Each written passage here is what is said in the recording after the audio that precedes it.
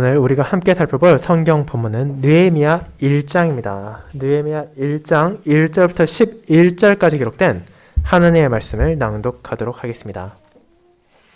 느헤미야 1장 낭독하겠습니다. 하갈의 아들 느헤미야의 말이라.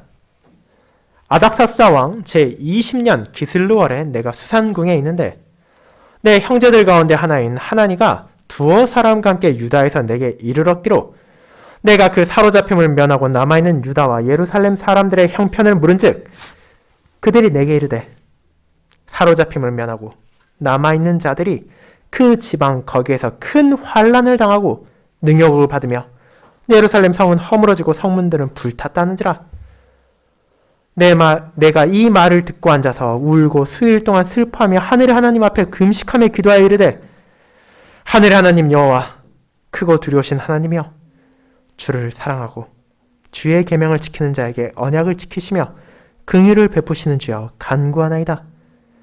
이제 종이 주의 종들인 이스라엘 자손을 위하여 주야로 기도하오며 우리 이스라엘 자손이 주께 범죄한 죄들을 자복하오니 주는 귀를 기울이시며 눈을 여시사 종의 기도를 들으시옵소서. 나와 내 아버지의 집이 범죄하여 주를 향하여 크게 악을 행하여 주께서 주의 종 모세에게 명령하신 계명과 율례와 규례를 지키지 아니하였나이다. 옛적에 주께서 주의 종 모세에게 명령하여 이르시되 만일 너희가 범죄하면 내가 너희를 여러 나라 가운데 흩을 것이요 만일 내게로 돌아와 내 계명을 지켜 행하면 너희 쫓긴 자가 하늘 끝에 있을지라도 내가 거기서부터 그들을 모아 내 이름을 두려고 택한 곳에 돌아오게 하리라 하신 말씀을 이제 청하건대 기억하옵소서.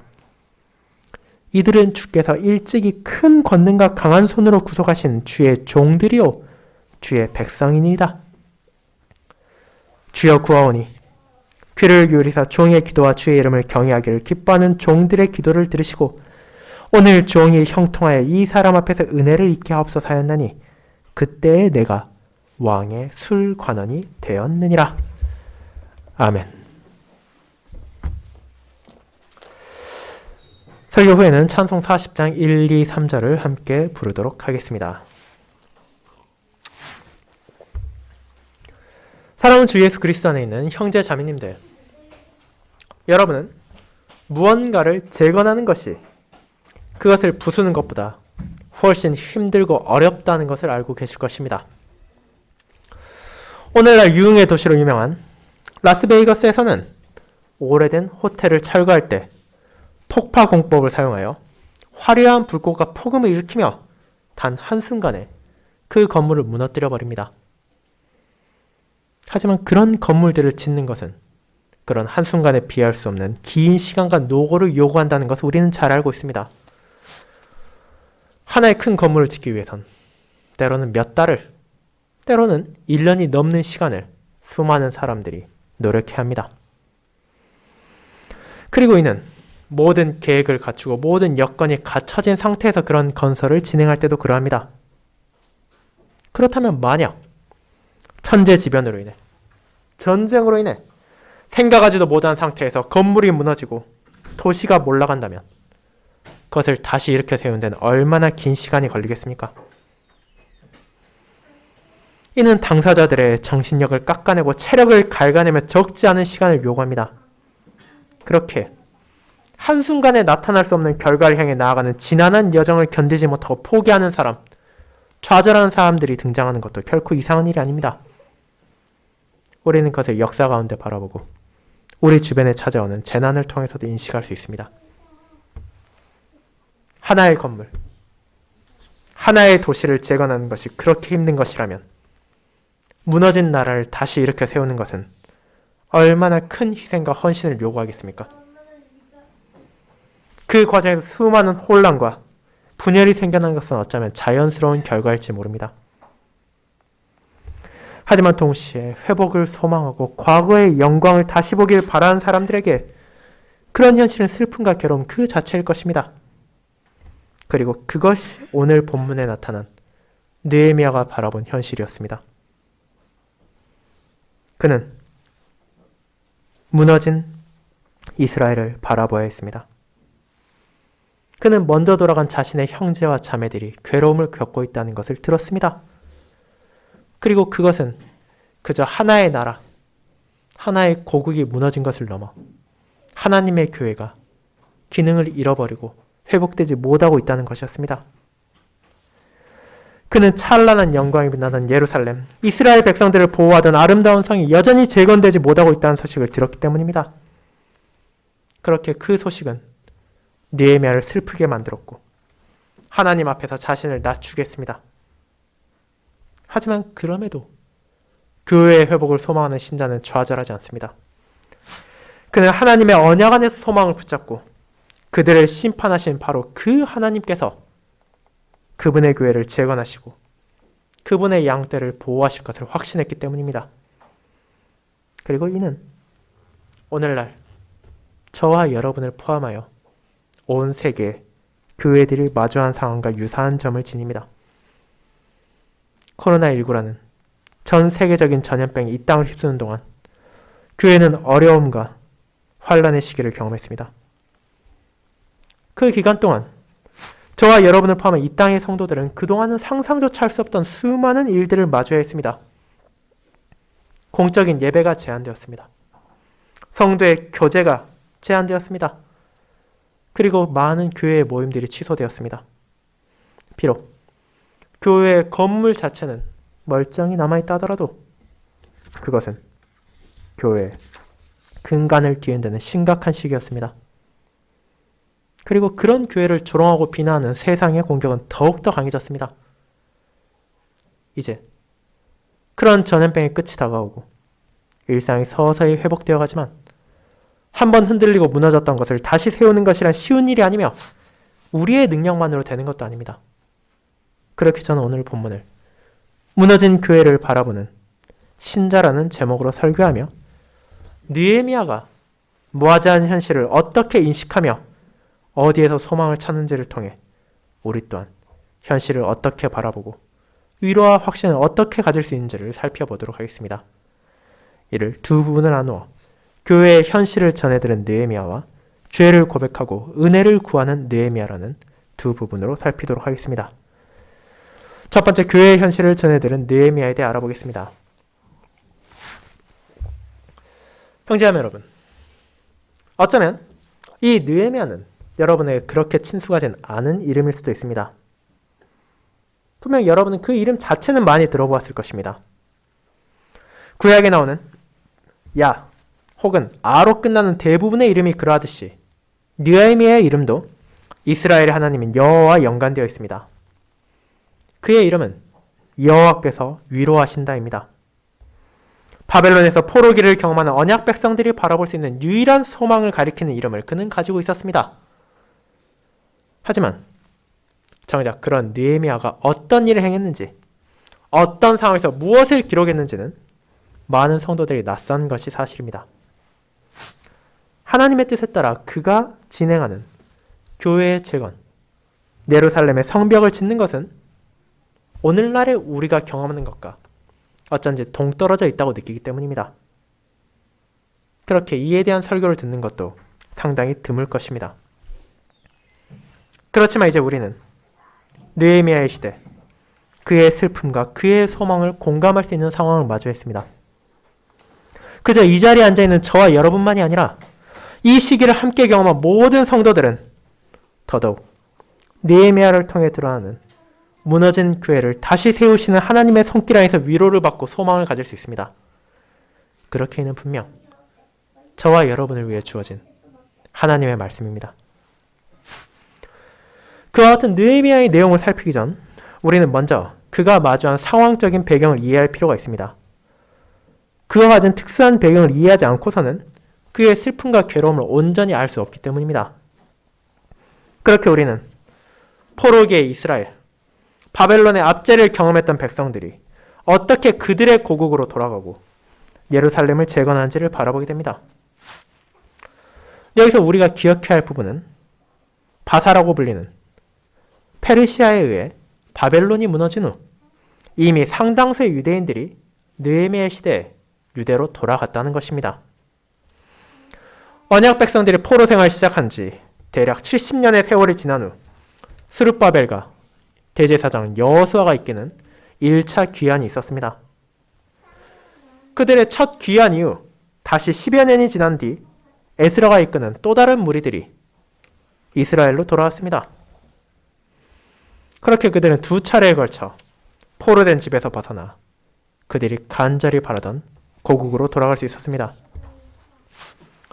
하지만 그렇게 자신들의 고향, 자신들의 고국으로 돌아간 이들의 삶은 결코 쉽지만은 않았습니다. 예루살렘에 도착한 이스라엘 백성들 앞에 펼쳐진 것은 그들이 기억했던 화려하고 장엄했던 과거와는 달리 이미 불타고 무너져버린 폐허였습니다.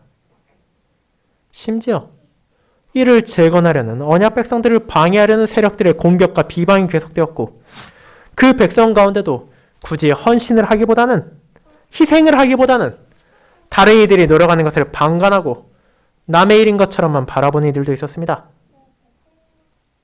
자연스럽게 유다의 방향은 나쁜 쪽으로 흘러가고 있었고, 예루살렘의 재건은 지지부진해졌습니다.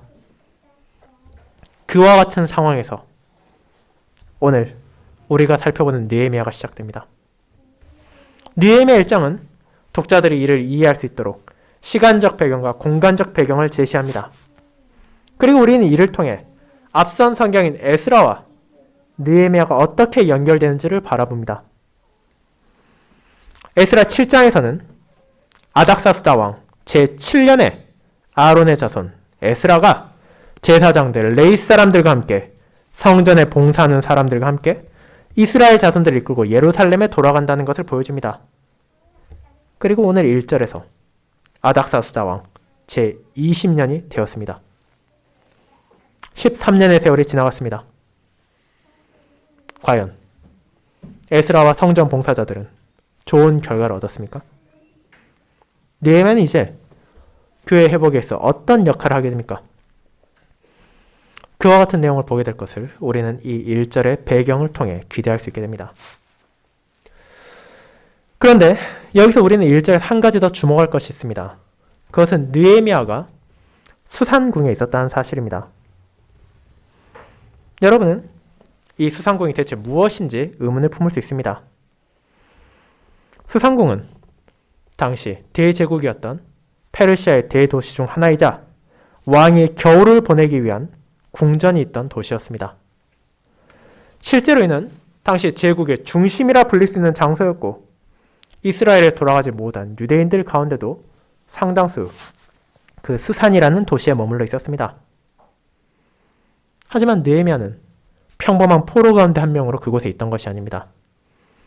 그는 수산궁, 즉 왕의 궁전에 있었고, 제국의 중심에 머무르는 동안 아마도 특정한 직분을 가지고 아닥사스다 왕을 섬기고 있던 것으로 보입니다.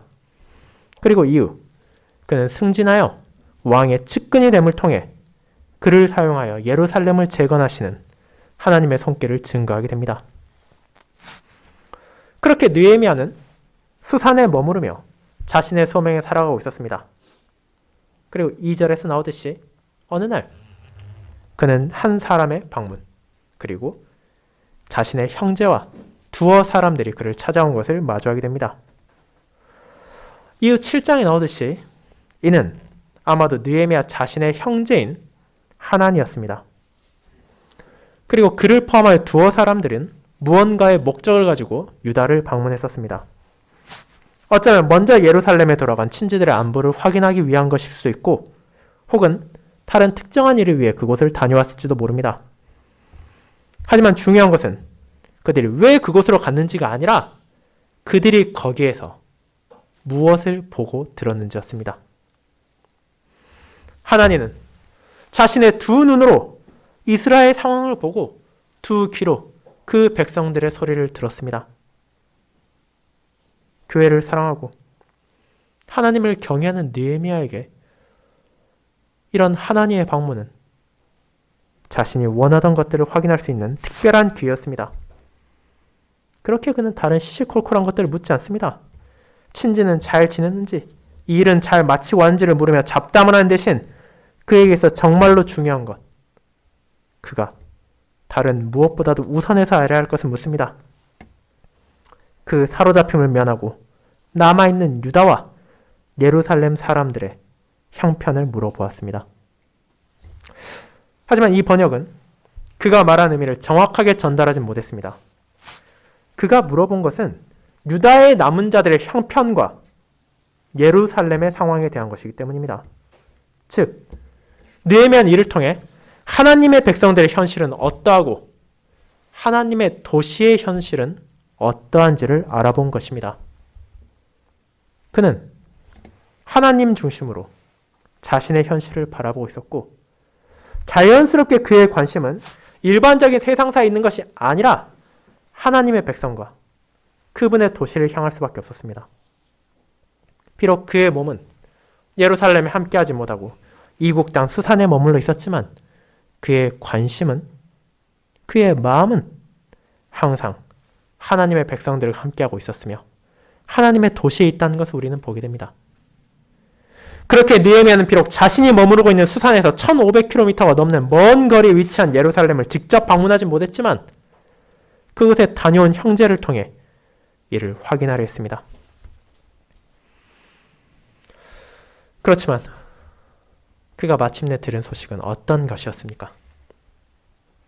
스룹바벨과 여호수아가 이끄는 1차 기환이 이루어진 지 벌써 상당한 시간이 지났고 에스라가 인도하는 2차 기환이 끝난 지도 13년의 세월이 흘렀습니다. 그렇다면 이제 예루살렘이 어느 정도 재건되고 교회가 회복되지 않았겠냐는 소망을 가질 만한 시기도 되지 않았겠습니까? 하지만 하나님은 이렇게 대답합니다. 사로잡힘을 면하고 남아있는 자들이 그 지방 거기에서 큰 환난을 당하고 능욕을 받으며 예루살렘 성은 허물어지고 성문들은 불탔다 하는지라. 예루살렘에 남은 자들이 있었고 그곳에 돌아간 사람들이 있었습니다. 하지만 그들의 삶은 결코 이상적이지 않았습니다. 오히려 그들이 마주하고 있는 현실은 환난과 능욕이었습니다. 예루살렘의 재건은 지지부진했습니다. 그들을 방해하는 원수들은 내부에도 외부에도 산적해 있었습니다. 너희들이 감히 그 도시를 다시 일으켜 세울 수 있겠냐고 조롱하는 이들이 있었고 모욕하는 이들이 예루살렘을 둘러싸고 있었습니다. 그렇게 하나님의 백성들은 힘든 시기를 보내고 있었습니다. 그리고 그것은 하나님의 도시 예루살렘도 마찬가지였습니다. 한때 아름다움과 장엄함을 자랑하던 시온산에 위치한 이 요새와도 같던 성은 여전히 허물어진 폐허와 같은 상태였고 전쟁에서 패배하며 불타버린 성문도 세워지지 못하고 있었습니다. 그것이 무엇을 의미합니까? 그 안에 남겨진 자들, 예루살렘에 돌아온 언약 백성들에게 보호와 안전을 제공할 수 없다는 것입니다. 그들이 그 안에서 무엇을 한다 해도 항상 불안과 걱정을 떨쳐낼 수가 없었습니다. 물론 느헤미야가 그런 언약 백성의 현실, 예루살렘의 상황에 대해 완전히 모르지는 않았을 것입니다. 그는 왕이 머무는 수산에 머물러 있었고 에스라 사장이 이미 나온 사건, 유다의 대적들이 스룹바벨과 여호수아를 포함하여 그 도시를 재건한 이들을 무고한 결과 당대 페르시아 왕이 예루살렘을 재건하는 공사를 멈추겠다는 소식을 아마도 접했을 것이기 때문입니다. 그렇게 느헤미야를 포함하여 아직 예루살렘, 그들의 고국에 돌아가지 못한 백성들이라 하더라도 유다의 남은 이들, 유다에 돌아간 형제와 자매를 대적하는 자들이 존재하고 있고 그들로 인해 어려움이 찾아오고 있다는 사실은 쉽게 예측할 수 있었습니다. 물론 에스라가 백성들을 이끌고 2차로 귀환을 하는 시기, 그런 명령은 취소되었고 다시 공사가 시작되었다는 것을 들었을 것이지만 그 과정에도 다양한 혼란이 있었다는 것을 모르진 않았을 것입니다. 그렇게 느헤미야는 기대와 불안이 섞인 마음으로 하나님에게 그곳의 상황과 백성들의 여건을 물었지만 결국 그가 듣게 된 것은 자신의 동족들의 비참한 현실과 무너진 교회의 쓰라린 모습이었습니다. 그 백성들은 여전히 괴로움 가운데 있었고 폐허가 된 예루살렘은 아직 재건되지 못했기 때문입니다. 그렇다면 만약 여러분이 이와 같은 상황에서 그런 소식을 들을 때 어떤 감정을 느낄 것이라 생각합니까? 어쩌면 아직 예루살렘에 돌아가지 않은 것을 잘했다고 안도의 한숨을 내쉬는 사람이 있을지도 모릅니다. 나름의 안타까움은 보이지만 결국 그것도 저들의 선택이 아니냐고 결론 짓는 사람도 있을 것입니다. 그것이 세상적인 기준에서 무언가를 바라보는 사람들의 자세일 것입니다. 하지만 우리는 느헤미야가 어떤 관점에서 현실을 관조한지를 알고 있습니다. 그는 2절에 나온 질문을 통해 이미 자신의 삶과 관심은 하나님 중심적으로만 돌아가고 있다는 것을 드러내었기 때문입니다. 그렇다면 하나님을 중심으로 만물을 인식하는 이가 이런 교회와 신자들을 바라볼 때 어떤 감정을 느끼겠습니까? 우리는 그 답을 4절에서 봅니다. 그는 그 자리에 주저앉아 눈물을 흘리고 수일 동안 슬퍼하며 금식함을 통해 자신의 비통함을 드러냈습니다. 그것은 누군가에게 보여주기 위한 것이 아니었습니다. 그저 하나님 앞에서만 잠깐 눈물을 흘리고 그가 떠난 후에는 아무렇지도 않게 생활하는 것이 아니라 음식을 먹지 않고 눈에서 흐르는 슬픔의 눈물을 멈출 수 없었습니다. 그것은 무너진 교회의 현실과 핍박받는 형제와 자매를 바라보는 신자의 진실된 슬픔과 애통함이었습니다. 비록 그 자신의 삶에는 어려움이 없다 느껴진다 하더라도 그는 교회의 현실을 자신과 동떨어지게 여기지 않았기 때문입니다. 그와 같이 무너진 교회, 박해받는 신자를 바라보는 슬픔은 느헤미야에게서만 발견할 수 있는 것이 아닙니다. 우리는 이 포로기를 전후로 해서 많은 선지자들이 이로 인해 슬퍼하고 이로 인해 애통해하며 안타까워하는 것들을 볼 수 있습니다. 그리고 그런 구약의 그림자들이 가리키는 이도 이를 외면하지 않았습니다. 우리는 흔들리는 교회를 바로 세우시고 자신의 양떼를 진리 안에서 위로하기 위해 이 땅에 오신 그리스도를 통해서도 그런 현실에 대한 슬픔을 바라보게 됩니다. 그분께서 이 땅에서 사역하시는 시기 예루살렘의 성벽은 온전했고 폐허의 흔적은 찾아볼 수 없었으며 헤롯의 성전은 이전의 그것보다 더욱더 거대하고 찬란한 빛을 뽐내고 있었습니다. 하지만 그런 겉모습과 달리 교회의 내실은 무너져가고 있었습니다. 신실한 성도들은 어려움을 겪고 있었습니다. 거룩해야 할 아버지의 집은 시장과 같이 재물을 사고 파는 이들과 환전하는 사람들로 시끄러웠고 진리를 가르쳐야 할 소명을 받은 이들은 그것을 외면함으로 그의 양떼들을 방황하게 했습니다. 그렇게 주님은 이를 바라보며 진심으로 안타까워하시고 슬퍼하셨으며 그들에게 필요한 것을 가르치고 제공하심을 통해 성도들을 위로했습니다. 사랑하는 형제자매 여러분, 물론 오늘 본문에 나타난 느헤미야가 마주했던 상황과 예수님께서 공적인 사역을 하셨을 때의 여건, 그리고 저와 여러분이 오늘날 경험하는 모습은 동일하지 않습니다. 각각의 특징이 있고 차이가 있습니다. 그러나 그럼에도 불구하고 우리는 지금 느헤미야의 슬픔을 공감하고 함께할 수 있는 시기를 경험하고 있습니다. 교회가 온전한 모습을 잃어가고 성도들이 조롱과 모욕을 당하는 것은 이제 더 이상 남의 일이 아닙니다. 우리는 벌써 2년이 넘는 기간 동안 이를 직접 경험했습니다. 우리가 예배를 드리기 위해 교회에 모이지 못한 때가 있었습니다. 교회 내부에서의 많은 행동들이 제한이 되어 성찬을 드리지 못했습니다. 성도 간의 즐겁고 아름다운 교제도 온전히 나눌 수 없었습니다. 그 모든 것들은 우리의 예배에 있어 중요한 요소들이었습니다. 그런 것들이 중지됨을 통해 우리는 성도로서 누려야 할 기쁨과 위로를 상당 부분 잃어버렸던 것이 사실입니다. 하지만 그뿐입니까? 느헤미야의 시대, 언약 백성들을 마주했던 조롱과 모욕은 오늘날 더욱더 강력해지고 있습니다. 과거에는 암암리에만 이루어졌던 비웃음이 이제 표면으로 부상하고 있습니다. 무너진 예루살렘을 재건하기 위해 헌신하던 이들을 조롱하던 마귀의 세력은 잃어버렸던 예배의 아름다움을 회복하기 위해 힘쓴 이들을 모욕하고 있습니다. 그렇게 이는 우리를 진심으로 슬프게 합니다. 비록 교회의 건물에 멀쩡하게 남아있고 표면적으로는 예배가 계속된다 하더라도 예배에 있어 중요한 요소들을 잃어버렸기에 우리는 이를 안타깝게 여기고 애통해합니다. 수산에 머물렀던 느헤미야가 그의 생활에 어떤 부족함도 없었음에도 불구하고 형제와 자매의 아픔에 공감하고 예루살렘 현실에 눈물을 멈출 수 없었던 것처럼 우리 또한 이를 남의 일로 여기지 않고 우리 자신의 것으로 인식합니다. 그것이 우리가 마주한 교회의 현실이며 성도의 현실이기 때문입니다. 하지만 그런 현실을 마주한 성도가 좌절하고 모든 것을 포기합니까? 그렇지 않습니다.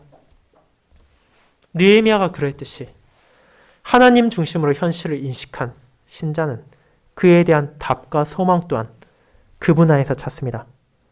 그것이 바로 이어지는 기도에서 드러나고 우리의 기도에서 나타날 것입니다. 두 번째, 죄를 고백하고 은혜를 구하는 느헤미야로 이어집니다. 성도 여러분, 하나님을 통해 유다의 남은 자들의 소식과 예루살렘의 현실을 들은 느헤미야는 눈물을 흘리며 수일간을 금식하며 슬퍼했습니다. 그렇지만 그의 행동이 거기에서 멈춘 것이 아니라는 것을 우리는 주목해야 합니다. 그는 무엇을 합니까? 수일 동안 슬퍼하는 것에 멈추지 않고 그 슬픔 가운데 하늘의 하나님께로 나아갔습니다. 그분을 향해 기도드리고 그런 비참한 현실에서 신자가 붙잡을 수 있는 유일한 소망을 바라보며 그분의 자비를 구합니다. 그분만이 그가 가질 수 있는 모욕받고 박해를 받으며 성벽이 무너져버린 언약 백성들이 의지할 수 있는 참된 요새이며 피난처이기 때문입니다. 그렇다면 그는 어떤 기도를 드립니까? 그는 자신의 기도를 통해 하나님에 대해, 현실에 대해 어떻게 인식하고 있다는 것을 나타냅니까? 가장 먼저 알게 되는 것은 그의 기도 안에 불평이나 불만이 없다는 것입니다. 그에게 있어 하나님은 어떤 분이십니까? 그분은 하늘의 하나님이시며 여호와이십니다. 그분은 크고 두려운 분이실 뿐 아니라 언약을 지키시고 긍휼을 베푸시는 분이십니다. 느헤미야가 그분을 보는 각각의 묘사들은 하나님께서 어떤 분인지에 대한 진리를 담고 있습니다. 하나님은 하늘의 하나님, 이 세상의 어떤 통치자와도 비견될 수 없는 권위와 능력을 지닌 분이십니다. 그분은 여호와, 만물을 다스리는 주인이시며 언약 백성을 돌보시는 주인이십니다. 그분이야말로 크고 두려운 하나님, 진정한 의미에서 신자가 경외해야 할 분이시지만 동시에 그분은 언약에 신실하시고 자비를 베푸시는 분이시기에 이 모든 표현을 통해 느헤미야는 지금 자신이 기도를 통해 나아가는 분을 바르게 알고 있다는 것을 드러냅니다. 그와 같은 하나님을 바르게 인식하기에 그는 비참한 현실 안에서도 소망을 가집니다. 하나님에 대해 바르게 알고 있기에 그는 합당한 방식으로 기도합니다. 그는 하나님의 섭리를 의심하거나 그분의 능력에 의구심을 품지 않습니다. 오히려 자기들이 경험하고 있는 이 환난의 시기 또한 스스로의 죄로 인해 찾아온 그분의 심판임을 바르게 고백합니다. 그리고 그는 자기 자신까지도 그런 죄에서 예외로 두지 않습니다. 이스라엘 자손들이 범한 수많은 죄들, 하나님을 향한 불순종과 완악함에서 자유로운 사람은 단 한 사람도 존재할 수 없기 때문입니다. 그리고 그 모든 것은 거룩하신 하나님 앞에서 저질러진 큰 죄였습니다. 그들은 모세를 통해 하나님께서 내려주신 거룩한 계명을 온전히 지키지 못했습니다. 그렇게 지금 그들이 경험하는 고난은 크고 두려우신 하나님께서 마땅히 내릴 권리가 있는 것이었습니다.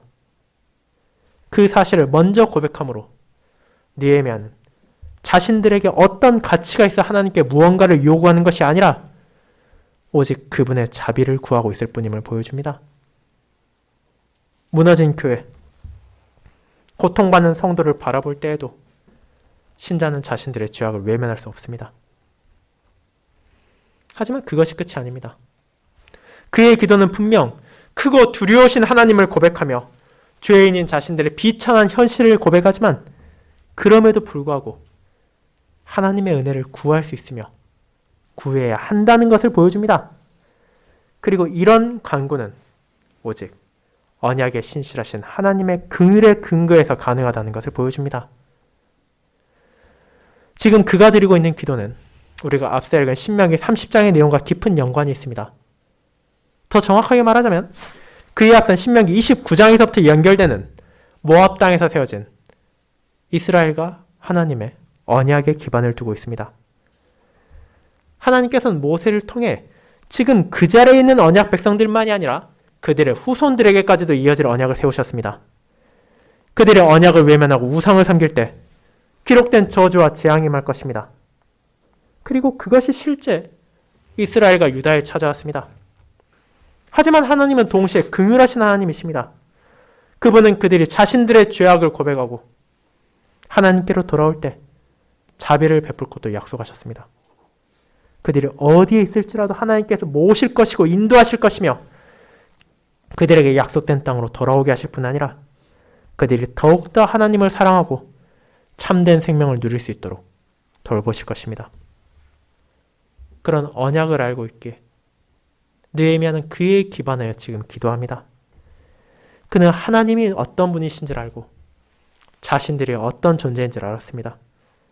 그렇게 그분께서 내리신 심판을 받아들이지만 동시에 그분께서 베푸실 회복 또한 확신했습니다. 신자로서 하나님을 경외하지만 동시에 하나님의 긍휼과 사랑 또한 의심하지 않았기 때문입니다. 그렇게 그는 언약에 기반해서 기도합니다. 하나님께 자신들이 누구인지를 고백합니다. 나는 분명 죄인입니다. 이스라엘 백성들은 모두 죄인입니다. 하지만 동시에 하나님의 은혜로 유다에 남은 자들, 하나님의 인도에 따라 다시 그 땅으로 돌아갈 자들은 그분께서 일찍이 큰 권능과 강한 손으로 구속하신 그분의 종이고 그분의 백성입니다. 그러므로 이제 우리의 기도를 들어주시고 주님을 경외하는 우리에게 자비를 베풀으시길 그는 기도합니다. 왜냐하면 그분 바깥에서는 어떤 소망도 찾을 수 없기 때문입니다. 느헤미야는 변덕스러운 왕의 자비를 구하는 것이 얼마나 불안정한 것인지를 알고 있었습니다. 그는 예루살렘을 둘러싼 원수들의 강교한 술책이 얼마나 잔악한 것인지도 들었습니다. 그는 이스라엘 백성들 사이에서 생겨난 분열이 얼마나 회복하기 어려운 것인지를 깨닫고 있었습니다. 1차 기환이 이루어진 지 벌써 수십 년의 세월이 지나고 2차 기환이 이루어진 지도 벌써 10년이 지났음에도 불구하고 여전히 지지부지한 현실을 바라본다면 이제 그만 포기할 때도 되지 않았냐는 마음이 생겨날 수도 있습니다. 하지만 느헤미야는 포기하는 대신 하나님께로 나아갑니다. 그의 슬픔이 진실되었던 것처럼 그의 간구와 그의 확신도 진실되었습니다. 그리고 그의 기도는 이제 자신을 인도해 주실 것으로 연결됩니다. 그가 기도 가운데 언급하는 이 사람은 1절에 나온 당대 바사의 왕인 페르시아 왕 아닥사스다입니다. 그는 아무리 강력한 권세를 자랑하는 대제국 페르시아의 왕이라 하더라도 하나님 앞에서는 그저 한 사람에 불과하다는 것을 고백하며 이제 자신이 그의 앞에 나아갈 수 있도록 은혜를 베풀으시길 구합니다. 그리고 이를 통해 개인의 영광을 달성하기 위한 것이 아니라 그분의 종으로서 교회와 백성을 위해 헌신할 수 있는 길을 열어주시기를 간구한 것입니다. 느헤미야는 그 기도에 대한 응답을 받습니다. 그는 하나님의 은혜로 왕의 술관원이 되었기 때문입니다. 여러분의 이 직분을 가볍게 생각할 수도 있습니다. 아니 겨우 술 따라주는 사람이 뭐가 그렇게 중요하냐고 말입니다. 하지만 이런 직분은 오늘날에도 유사한 것들이 계속되고 있으며 과거에는 지금보다 훨씬 더 중요했던 중책 가운데 하나였습니다. 왕의 믿음을 받지 않고는 왕의 신뢰를 사지 않고는 그의 술을 다룰 수가 없었기 때문입니다. 왜냐하면 왕이 먹고 마시는 모든 음식과 음료의 안전을 확인하는 책임이 그에게 있었기 때문입니다. 술관원이 자신의 임무를 신실하게 행하지 않는다면 왕이 먹고 마시는 음료에 그를 해할 수 있는 독이 들어갈 수 있었고 이런 일들은 실제로도 종종 일어났습니다. 그렇게 왕은 자신이 가장 믿을 만한 사람들에게 이 직분을 주었고 그들에게 때로는 개인적인 상담을 하기도 했고 그의 조언을 구할 때도 있었으며 그의 간언을 들을 때도 있었습니다. 그렇게 느헤미야가 이제 왕의 술관원이 되었다는 것을 바라보므로 우리는 그를 통해 하나님께서 어떻게 교회를 회복하시고 성도를 돌보실 것인지를 기대하게 됩니다. 그처럼 신자와 교회의 비참한 현실에 시작된 오늘의 본문은 소망과 위로와 회복을 향한 기대로 우리를 인도하는 것입니다. 그처럼 우리는 크고 두려우신 하나님, 신실하신 긍휼하신 하나님께서 그 그림자들이 가리켰던 구속의 사역을 자신의 아들을 통해 이루셨고 지금도 계속하신다는 것을 알고 있습니다. 교리문답 제54문답에서 고백하듯이 하나님의 아드님께서 교회를 모으시며 보호하시고 보존하시기 때문입니다. 그분께서 공적인 사역을 행하실 때 아버지에 대한 진리를 바르게 선포하시고 그 백성들을 인도하셨을 뿐 아니라 자신의 제자들을 통해 교회를 돌보셨습니다. 모든 성도들에게 주어진 선물들과 기회를 사용하여 하나님을 섬기게 하셨고 그들이 마음과 뜻을 다하여 그분을 사랑하게 하셨을 뿐 아니라 그를 통해 무너져가던 교회를 다시 세우셨습니다. 그리고 그와 같은 그리스도의 사역은 오늘날에도 멈추지 않고 이어지고 있기에 우리는 자신의 부족함을 고백하고 자신의 죄를 슬퍼하면서도 그리스도 안에서 언약의 신실하신 하나님께서 그분의 교회를, 그분의 백성을 가장 선하고 아름답게 인도하실 것을 의심하지 않으며 그분을 향해 간구하며 그분의 은혜를 구하며 우리 각자에게 주어진 소명을 다할 수 있습니다. 바로 그분만이 신자가 어떤 슬픔을 마주한다 하더라도 좌절하지 않고 하나님께 나아갈 수 있는 유일한 근거이십니다. 사랑하는 성도 여러분, 그렇게 이 본문은 오늘날 교회와 성도들을 바라보며 슬퍼하는 우리에게 무엇을 우리가 해야 하며 무엇을 할 수 있는지를 보여줍니다. 분명 느헤미야의 시대, 교회와 성도들이 마주했던 어려움과 우리가 겪는 고난이 동일하지 않습니다. 이 시대에 찾아온 전염병의 위협을 하나님의 심판만이라고만 단언할 수는 없습니다. 하지만 우리가 진정 하나님을 중심으로 우리의 현실을 바라본다면 우리는 그분의 은혜 안에서 회복을 바라볼 수 있을 뿐 아니라 위로를 확신할 수 있습니다. 느헤미야를 통해 그 백성들이 교회를 재건하고 위로를 받게 하신 하나님께서는 지금 이 순간에도 그리스도 안에서 자신의 교회를 모으시고 보호하시며 보존하십니다. 그렇게 우리 또한 나의 죄와 비참을 고백하지만 크고 두려우신 하나님 앞에 스스로를 낮추지만 동시에 신실하시고 긍휼이 많으신 하나님 안에서 소망을 가집니다. 그리고 그 소망은 결코 우리를 실망시키지 않을 것입니다. 우리가 마주했던 슬픔과 고통이 크면 클수록 그리스도 안에서 우리에게 찾아올 기쁨과 영광은 더욱더 빛을 발할 것입니다. 이 소망이 이번 한 주에도 여러분과 함께함으로 슬픔이 아닌 감사와 기쁨 가운데 우리가 함께 하나님께 영광을 돌리며 그분의 은혜를 구할 수 있기를 소망합니다. 아멘.